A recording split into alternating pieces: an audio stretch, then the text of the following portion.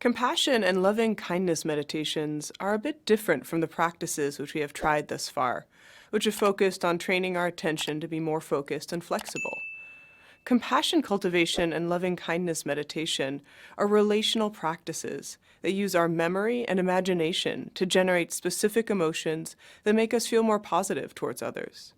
Compassion and loving kindness are similar, but they have distinct uses and benefits for work.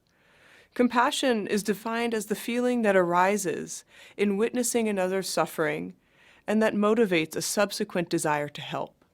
We don't need to be meditating to feel compassion. We can feel compassion when a colleague is going through a difficult family illness, or when we read a story of a natural disaster on the news. From the point of view of evolutionary psychology, all of us have this capacity to feel and act on compassion in order for us as a species to cooperate and protect those who are struggling. When we use compassion as a meditation, we are strengthening this natural capacity of caring by directing our thoughts towards real or imagined difficulty at work. You might wonder, why would we want to direct our thoughts towards difficulty and struggle while we are in a meditation? This is a reasonable question.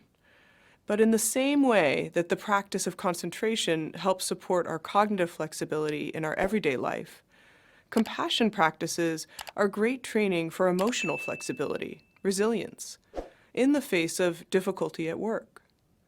As mentioned earlier in the course, there are literally thousands of studies showing mindfulness practice improves psychological and biological indices of health and well-being, leads to better handling of recovery from stress, sharpens attention, enhances memory function, increases positive emotional experience and outlook, strengthens social relationship, slows cellular aging, and yes, makes us more productive, collaborative, and engaged at work.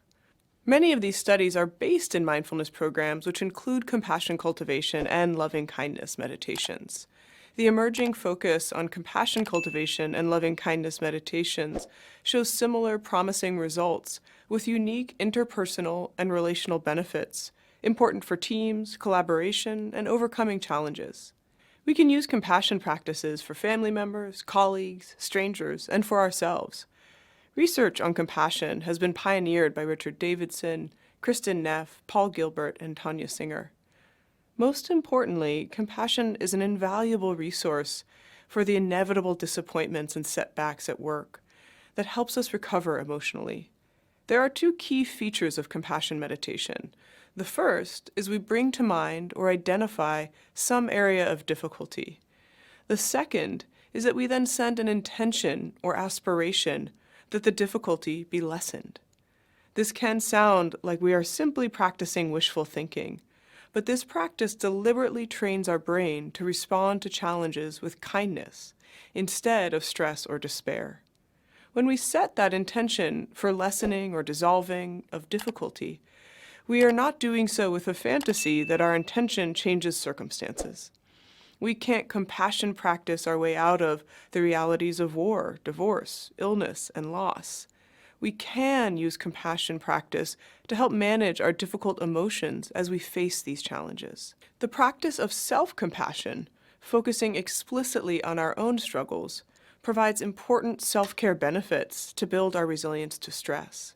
Self-compassion powerfully counteracts our self-criticism, and self-criticism impairs our ability to bounce back from failures. When using self-compassion, we focus on sending care for ourselves, the way that we would towards a friend. We can use self-compassion practices on the spot, right as we are confronting some difficulty and struggle. Imagine coming back from a meeting where we got some difficult feedback. We pause and just use our breath to first recognize the difficulty and then send a compassionate intention to ourselves in that moment through the exhale. Loving kindness meditation is a related practice. It also uses visualization to generate emotion. In loving kindness meditation, the visualization is for increasing feelings of warmth and joy for oneself and others.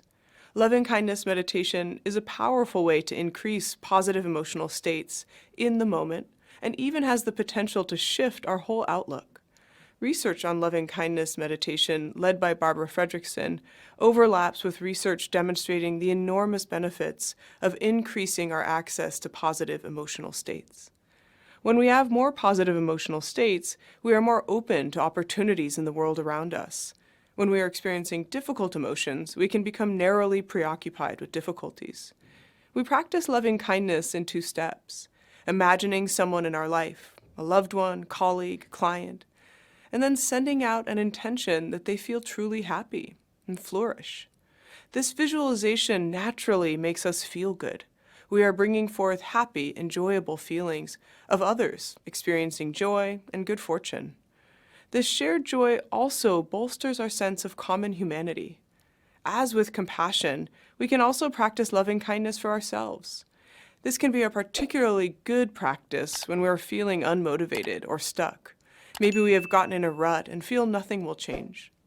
Loving kindness meditation invites us to imagine things being better, and again, strengthen that mental capacity to feel joy and take in what is good around us at work and in life.